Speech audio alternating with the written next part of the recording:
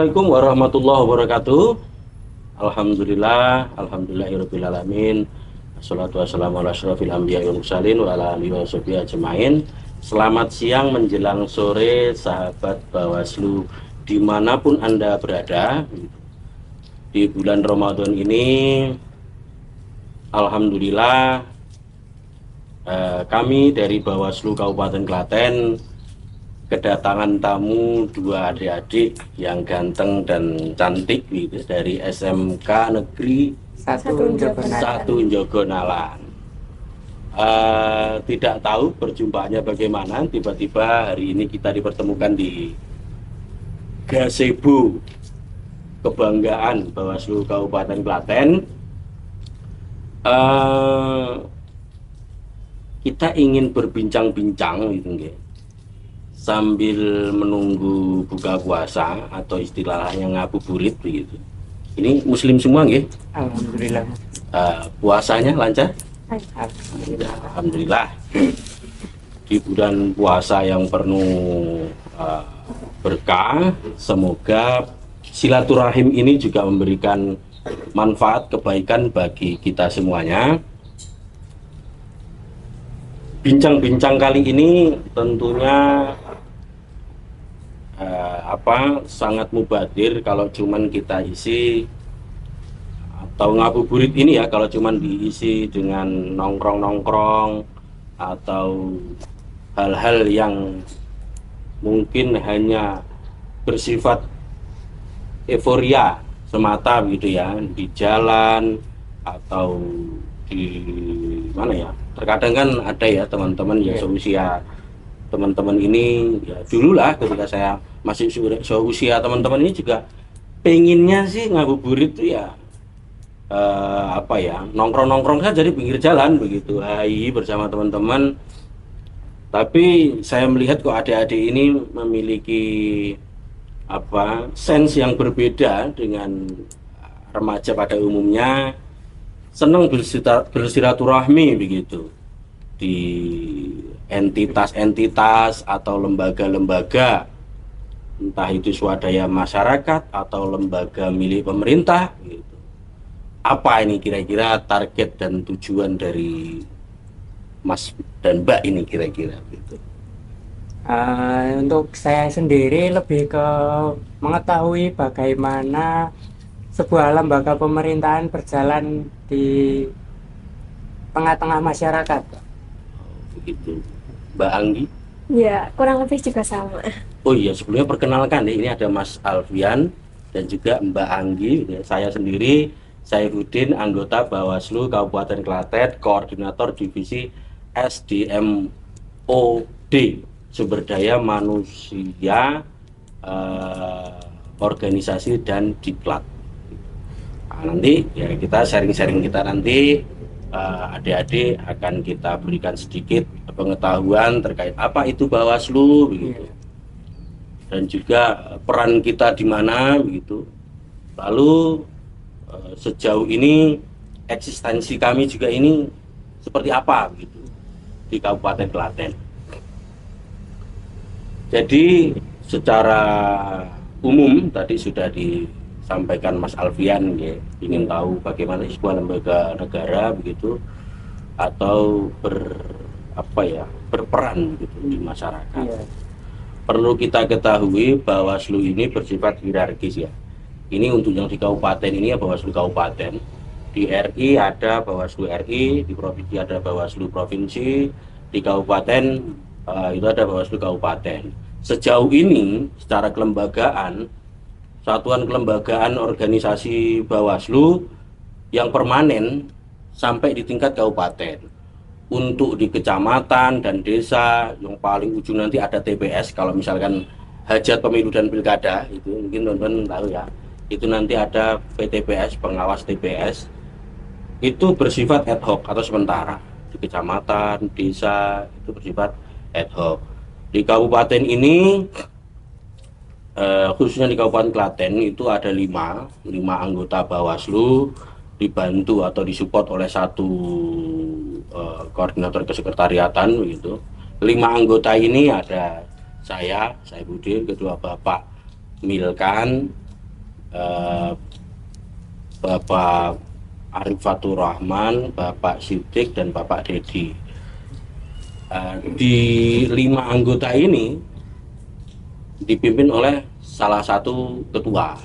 Ada ketuanya, namanya Bapak Arif Fatur Rahman, yang mungkin di lain kesempatan juga akan bersilaturahmi ya, ngabuburit juga bersama warga Klaten, dan lebih luas lagi sahabat Bawaslu dimanapun berada. Itu kita berlima tidak mungkin bisa menjalankan roda kelembagaan ini, roda organisasi di lembaga Bawaslu ini, tentunya tanpa adanya support dari kesekretariatan, diketuai oleh Bapak Korsek kita, Bapak Suwanto, dan juga ada 14 staf pendukung di Kabupaten Klaten ini. Kabupaten Klaten menjalankan roda organisasi dengan membentuk Panwascam, pengawas desa dan kelurahan, serta PTPS, apa ya istilahnya ya, menjalankan itu semua gitu, dengan semaksimal mungkin selama tahapan pemilu dan pilkada kemarin yang sudah dilalui. Itu saja mungkin sementara yang bisa kita sampaikan. Kira-kira kita sharing saja nggih sambil menunggu buka. Masalahnya kalau saya banyak menyampaikan nanti khawatirnya tahu-tahu sudah azan buka ya kan. Masa kita mau berbuka dengan menelan ludah kan juga sepertinya boleh atau tidak itu nanti, itu mungkin biar yang lain lah yang menjawab kira-kira. Begitu. Monggo dari Mbak Anggia atau Mas Alfian ada pertanyaan dulu. Mungkin bisa Mbak Anggi dulu, monggo. Oh ya. Nah, saya itu bertanya-tanya, Pak. Kan selama ini kan yang saya tahu itu pelaksanaan pemilu itu dilakukan oleh KPU. Nah, baru tahu tuh Bawaslu itu baru-baru ini. Nah, kalau Bawaslu itu tugasnya apa ya, Pak? Iya. Oh iya.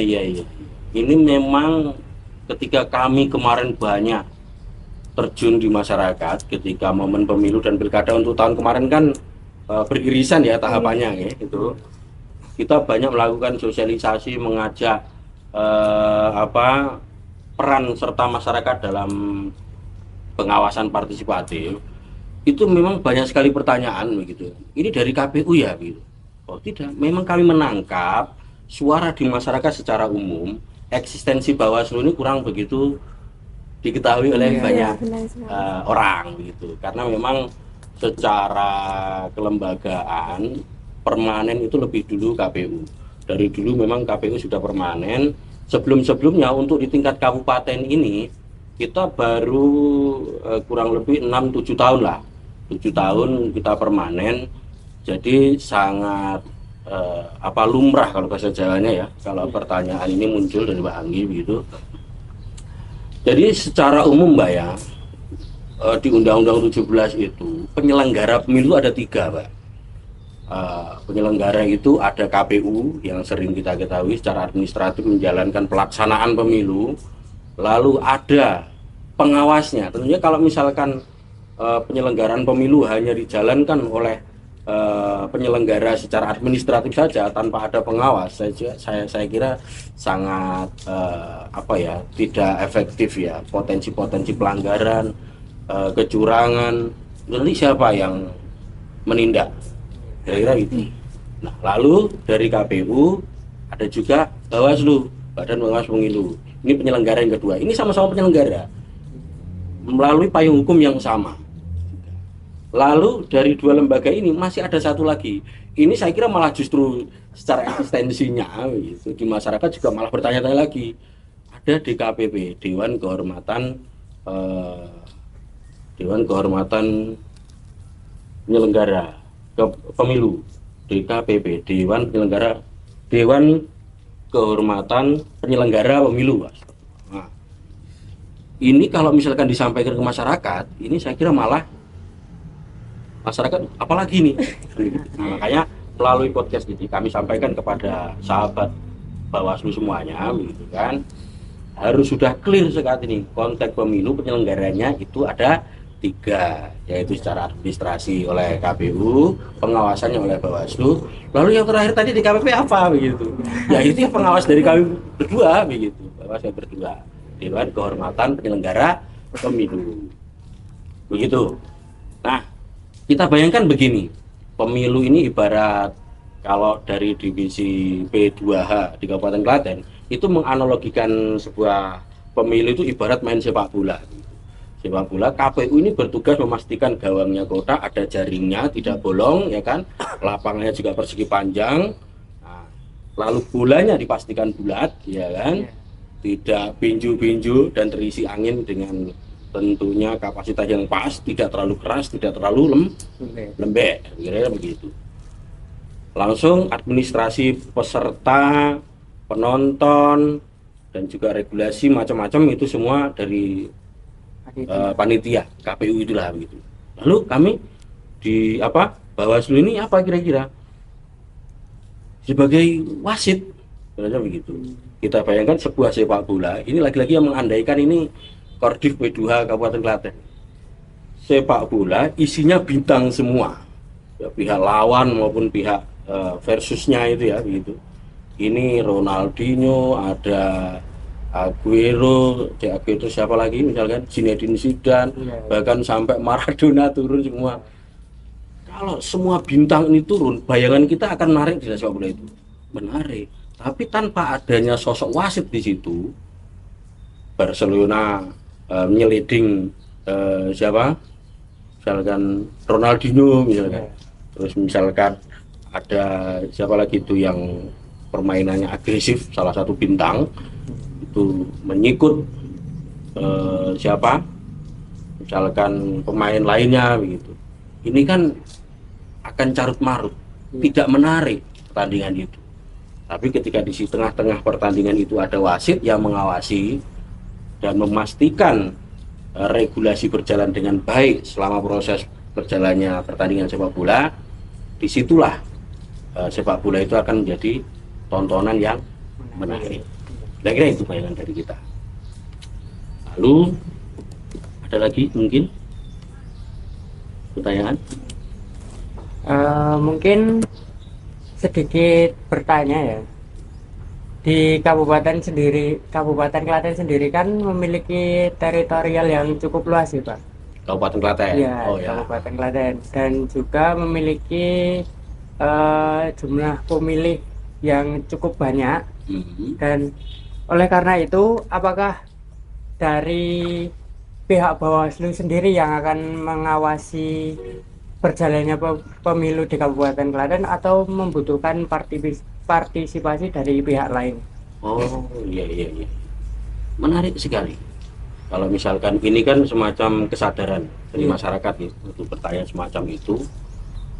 Itu juga pertanyaan itu bisa berubah, apakah kami ini masyarakat umum bisa membantu atau menjadi pengasuh itu.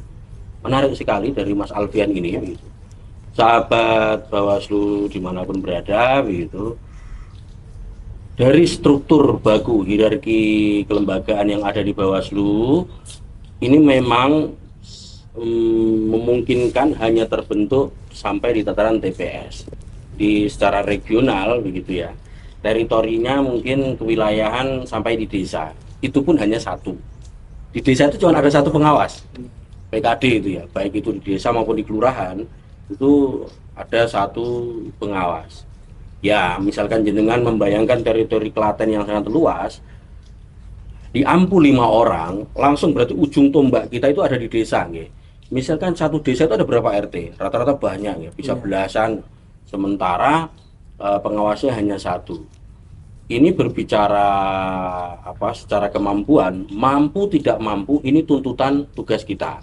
Akan tetapi apakah memungkinkan dari masyarakat umum ini membantu proses pengawasan? Sangat memungkinkan dan sangat dibutuhkan. Karena begitu?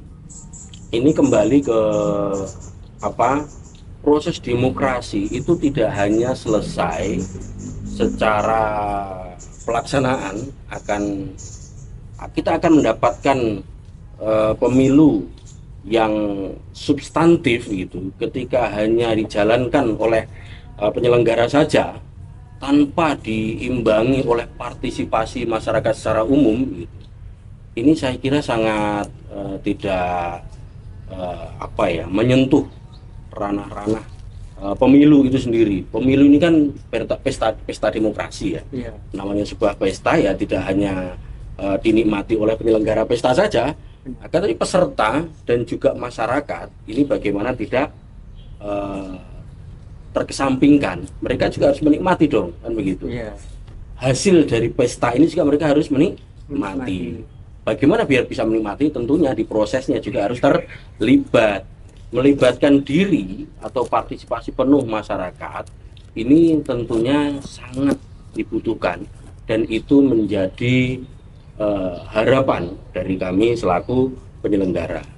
Kalau misalkan di KPU partisipasinya itu nanti bisa keterlibatan dalam menjadi pemilih, ya kan, lalu partisipasinya untuk di sini apa begitu? Menjadi pengawas.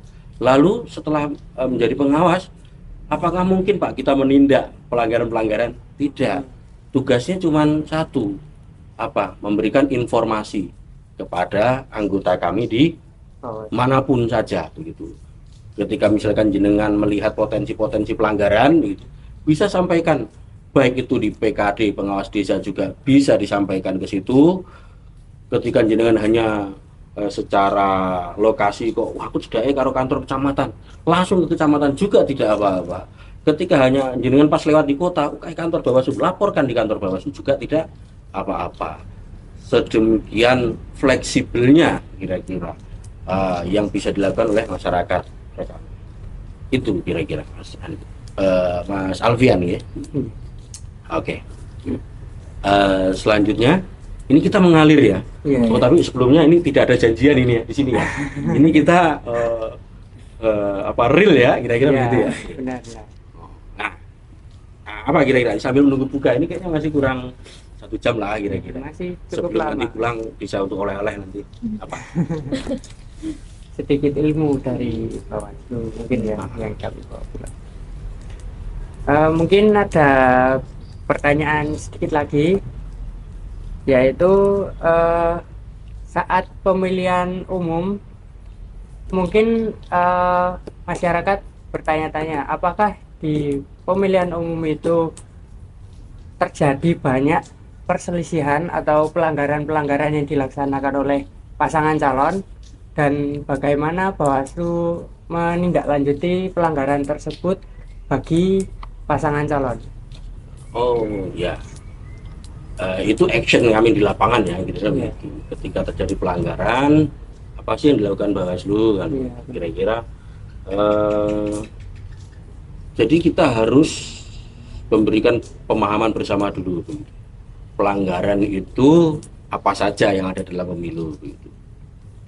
Kalau misalkan pelanggaran itu ada 2 ya sumbernya ya. Kalau dari kami yang bisa kami respon kira-kira, 1 dari laporan aduan masyarakat ya, kedua dari temuan itu berarti dari kami itu maksudnya ya dari personalia kami, SDM kami, baik itu yang ada di kabupaten, kecamatan atau desa, itu menjadi temuan. Misalkan ada bagi-bagi amplop berisi uang begitu disertai dengan ajakan memilih di suatu desa. Kebetulan saya pas bertugas, walaupun saya tidak bertugas begitu ya, tetap dalam konteks tahapan kami selalu bertugas begitu ya. Saya tidak memakai seragam misalkan begitu, tapi kok saya melihat ada itu gitu, saya dekati ternyata benar itu di situ ada money politik gitu. Itu menjadi temuan dari kami. Lalu yang kedua itu dari laporan masyarakat, misalkan Mbak Anggi atau Mas Alfian kembali coba aja ya.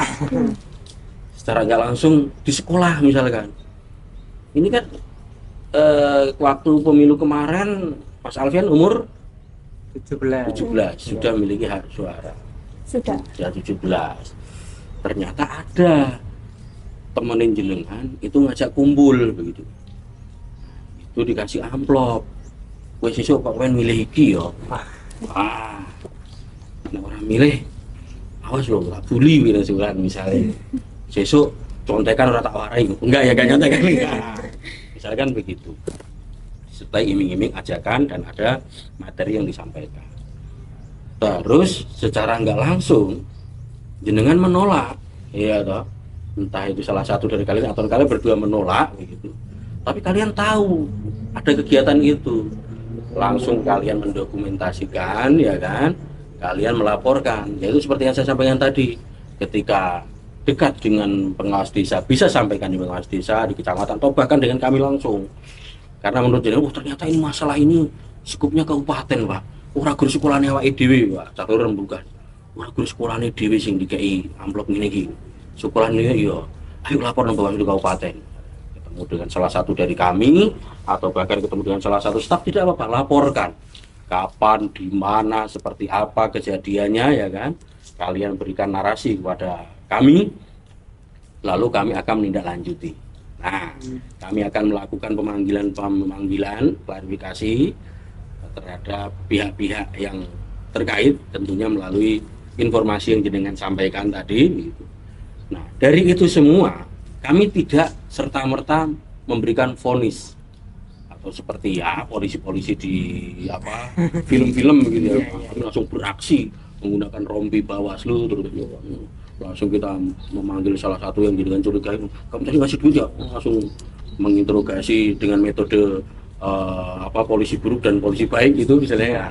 Tidak, kami melalui mekanisme, karena harus sahabat Bawaslu ketahui, ada diketahui, proses pemilu maupun pemilihan ini adalah proses yang paling administratif, proses administrasi, ya toh.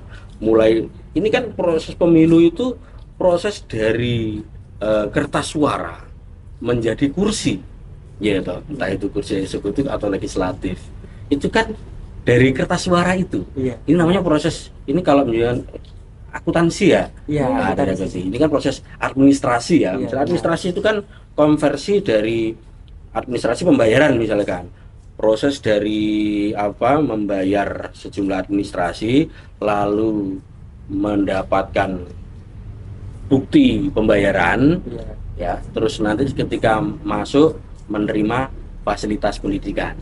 Ini kan proses administrasi ya namanya ini kan. Nah, makanya di pemilu juga administrasi, proses administrasinya harus kenceng begitu ya, administratif banget pokoknya. Begitu juga kami juga melakukan beberapa administratif yang perlu kami lakukan. Misalkan ada apa laporan seperti itu, kita menindaklanjutinya melalui pleno. Dari pleno itu nanti muncul BA. Nah, BA ini berita acara, pemanggilan, itu nanti ada BA. Pemanggilan itu tentunya harus ada surat panggilan, ya kan? Administrasi lagi surat panggilan. Setelah datang diklarifikasi muncul BA. BA ini juga administrasi lagi begitu. Jadi semua teradministrasikan dengan baik sehingga semua aktivitas yang kita lakukan ini bisa dipertanggungjawabkan, baik itu secara publik maupun secara individu di pihak-pihak yang bersangkutan. Makanya tadi kembali lagi, pelanggaran itu kan ada 4 ya. Satu, pelanggaran administrasi, potensinya bisa dilakukan peserta maupun penyelenggara.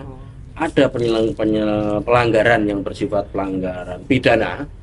Nah, contoh pidana apa? Misalkan ada kampanye gitu kan, terus ada baliho pasangan calon begitu. Pas proses kampanye di perjalanan ada salah satu oknum itu merusak. Nah, itu bisa berpotensi pelanggaran pidana. Atau bahkan ketika kampanye memaksakan calonnya untuk dipilih, melakukan intimidasi, pemukulan, juga pidana, ya kan? Pidana pemilu. Lalu setelah ada pelanggaran administrasi, pelanggaran pidana, ada pelanggaran apa lagi? Sudah pernah dengar apa? Undang-undang lainnya. Oh, nah, iya. Undang-undang atau peraturan lainnya. Ini siapa yang mungkin melaksanakan? Segmen pengawasan kami kan luas. Selain kami mengawasi peserta pemilu, kami juga mengawasi adik-adik juga kita awasi loh. Ya, misalkan ada, kan di sekolah itu kan tidak, terutama yang kelas 2, kelas 1 itu kan belum cukup umur ya. Iya. Nah, itu tidak boleh dilibatkan, anak-anak terutama itu juga kita awasi, tidak boleh dilibatkan dalam kampanye. Terus apalagi selain peserta, masyarakat umum, kita juga ngawasi TNI, Polri itu harus netral ya kan, terus ASN. Kalau misalkan dari entitas-entitas ini, entah TNI, Polri itu terlibat dalam pemilu, dia akan melakukan potensi pelanggaran undang-undang netralitas, ya kan? Ini undang-undang lainnya, kira-kira itu begitu. Undang-undang lainnya. Lalu yang terakhir itu ada pelanggaran kode etik. Wah, apalagi nih? Pelanggaran kode etik ini spesifik hanya bisa dilakukan oleh penyelenggara pemilu. Siapa itu? Ya oleh kami-kami ini, baik itu oleh KPU, baik itu oleh Bawaslu. Langsung loh, siapa yang menindak ini gitu. Itu tadi DKPP. Nah, ini lain dari media ngabuburit kita ini itu juga sampaikan penyelenggara itu bukan hanya KPU, penyelenggara itu juga ada Bawaslu, juga ada DKPP. Nah, misalnya contoh pelanggaran kode etik apa Pak misalkan? Ya simpel saja, contoh misalkan jenengan di sekolah tiba-tiba namanya kode etik, itu malah justru paling berat kami loh selaku anggota atau penyelenggara pemilu, itu potensi pelanggarannya berat loh, banyak. Kalau misalkan pelanggaran administrasi, pelanggaran pidana, ini kan prosesnya butuh investigasi, bahkan bisa sampai bisa persidangan berkali-kali begitu ya. Atau tahapannya bisa panjang gitu. Atau ada unsur kerugian, ada unsur kerugian material, moral, ya kan macam-macam lah itu ya. Tapi kalau misalnya pelanggaran kode etik ini rumusnya cuma 2, patut tidak patut, kan ngeri sekali. Jadi jangan dibayangkan seorang penyelenggara pemilu itu semacam kayak punya super body begitu ya, yang berarti dia anti hukum karena menjalankan amanah undang-undang pemilu misalnya. Tidak, kami juga posisinya juga rentan. Dari itu kami juga harus berhati-hati menjaga marwah kode etik kami, karena ini berhubungan dengan trust, kepercayaan masyarakat umum. Contoh misalkan ternyata saya habis melakukan sosialisasi di sebuah desa misalkan, lalu dari sebuah desa selesailah acara itu, saya balik lagi ke desa itu sendirian pakai mobil. Mas Alfian tahu, wah itu mobilnya Pak Udin itu. Tadi kayaknya Pak Udin itu mobilnya. Kok masuk ke desaku lagi? Pak Udin ini setahuku orang Lampung ya. Apa punya saudara di sini ya? Gitu. Ternyata tidak. Pak Udin kok main ke rumahnya seorang janda misalkan. Main ke rumahnya kain Mbak A misalnya. Mbak A itu rondo ya. Pone Pak Udin ya, jajan ponakane Pak Udin misalnya atau piye. Ternyata warga di situ tahu, ini rondo bengi-bengi kok diparani karo wong. Digrebek saya begitu. Saya ditangkap oleh masyarakat umum gitu kan. Kalau jenengan melihat itu peristiwa itu etis atau tidak, patut atau tidak? Tidak. Ya udah, saya akan kena itu selaku penyelenggara pemilu. Itu baru satu. Misalkan lagi jenengan lagi malam minggu ya toh, nongkrong diskusi. Kalau anak remaja kan seringnya diskusi di kafe, kan di kafe. Tiba-tiba di kafe di situ jenengan melihat saya ngobrol berdua dengan ada pasangan calon sama tim ses. Wah, itu berapa mata? 6 mata itu. Iya. Itu Pak Udin itu. Bahwa sudah kok ngobrol karo calon A, kayak karo tim ses pisan. Wah, itu dalam pikiran kalian apa kira-kira? Patut atau enggak seperti itu? Enggak patut. Itu juga bisa dilaporkan. Nah Pak, saya tuh punya pertanyaan ya, mungkin banyak orang juga ditanya-tanyakan ya. Nah kan ini pasca pemilu udah selesai, pilkada udah selesai ya. Terus? Nah, tugas Bawaslu selanjutnya itu apa ya? Oh gitu ya? Iya. Oh, iya. Betul. Ya kemarin juga ada yang menggelitik ya dari masyarakat. Ini terwakili nih dengan pemilu ini kan hajat musiman ya, per 5 tahun sekali. Iya. Kebetulan pilkada juga 5 tahun sekali, pemilu juga 5 tahun sekali. Dilalah kemarin itu pemilu dengan pemilihan atau bahasa masyarakatnya pilkada itu kan beririsan. Berarti satu tahapan itu kan sekitar butuh waktu 7 sampai 9 bulan. Anggaplah di gampangkan saja ya, hampir 2 tahun berjalan. Berarti masih menunggu sisa waktu hampir kurang lebih 3 tahun. Iya. Nah, ini masa hibernasi ini kira-kira kalau bahasa masa ini apa yang dilakukan begitu? Apakah hanya diam saja gitu, atau seperti apa? Tentu tidak gitu. Namanya sebuah lembaga negara gitu, ketika dibentuk tentunya ada peran dan fungsi ya, atau tugas pokok dan fungsi lah bahasanya begitu. Kita juga memiliki fungsi ya, kita juga bisa berperan dalam pembangunan demokrasi, memberikan literasi demokrasi di masyarakat. Kalau selama ini tetangga sebelah kita di KPU itu juga kan selama permanen itu kan memberikan literasi demokrasi di masyarakat ya. Itu tentunya memberikan materi yang berhubungan dengan pentingnya demokrasi ya kan, dan juga konteksnya pemilu di negara kita kan gitu. Nah, kami tentunya juga memiliki peran yang sangat strategis juga di masyarakat, yaitu dalam pembangunan demokrasi, konteksnya pemilu dan pemilihan di Indonesia, spesifik di wilayah pengawasan.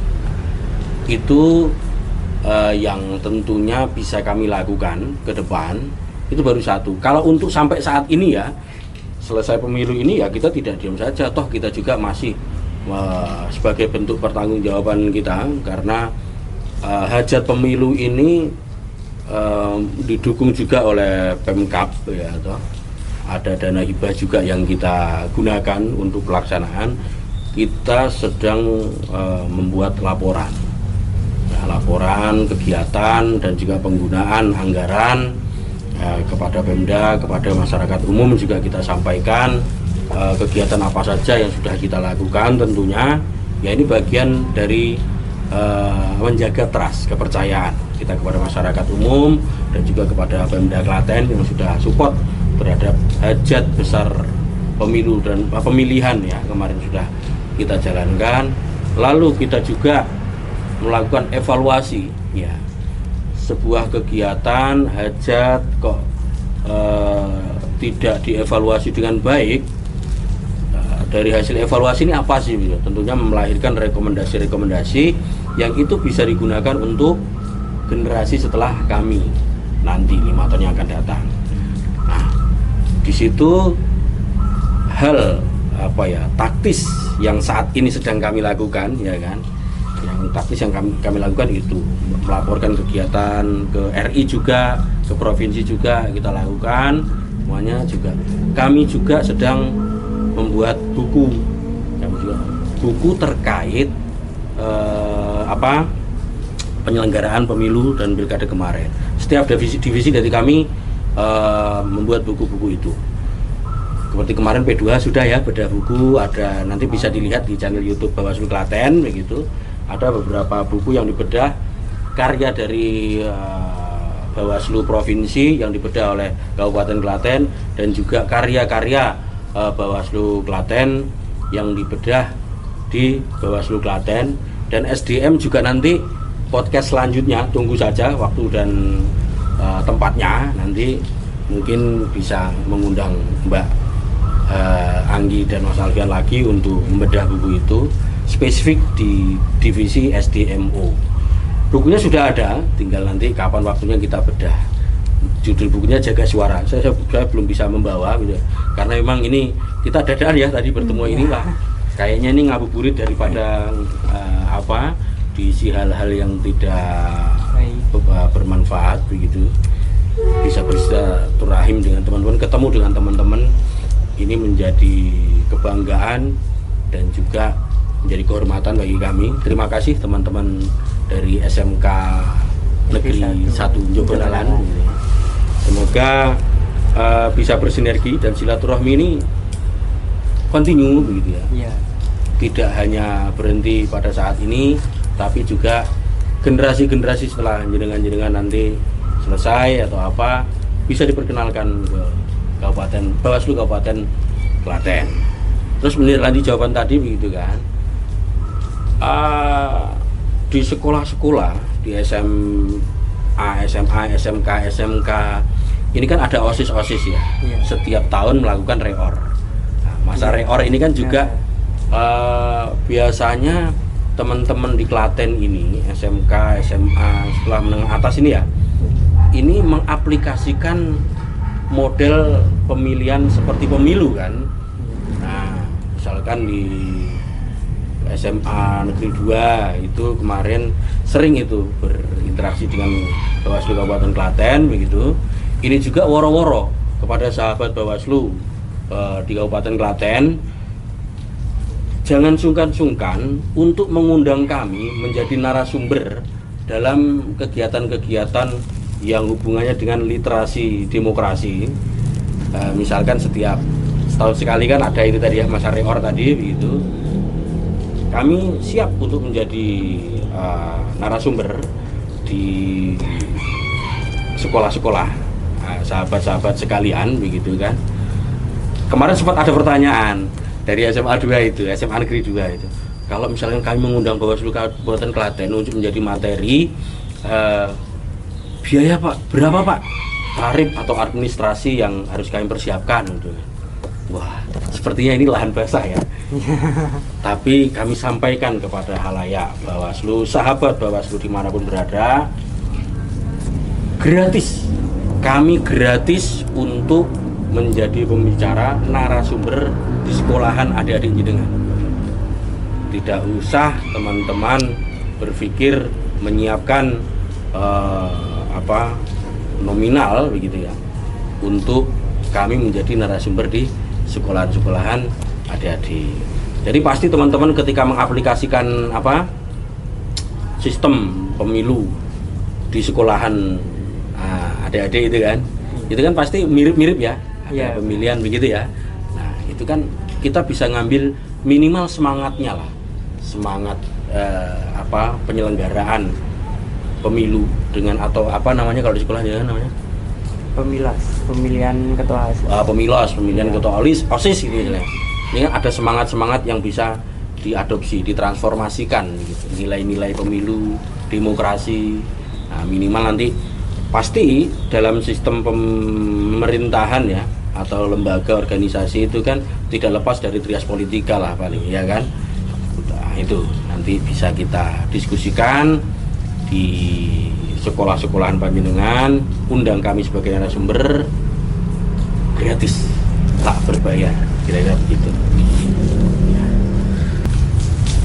Mungkin dari kami cukup sekian Pak. Terima kasih atas pengetahuan yang sudah diberikan oleh Pak Udin pada kami. Alhamdulillah. Terima kasih dari kami juga begitu. Justru kami yang berterima kasih ini sebagai bentuk peran serta masyarakat begitu ya, dan juga harapan bisa memberikan kepercayaan kepada kami sudah mengemban amanah sebagai penyelenggara pemilu begitu. Semoga silaturahim ini tidak berhenti pada hari ini saja, seperti yang sudah saya sampaikan tadi, ini bisa berkesinambungan. Ya, kurang lebihnya dari pertemuan kali ini gitu kan. Kepada sahabat Bawaslu semuanya, terima kasih atas partisipasinya. Ada sedikit pantun dari kami Bawaslu Kabupaten Klaten begitu kan. Oh iya baik, pantunnya adalah begitu. Nanti cakep begitu ya. Bulan Ramadan di tepi pantai, Cakep. menunggu berbuka bersama kekasih hati. Cakep. Pemilu dan pemilihan sudah usai, Cakep. Bawaslu selalu di hati. Iya. Kurang lebihnya mohon maaf. Assalamualaikum warahmatullahi wabarakatuh.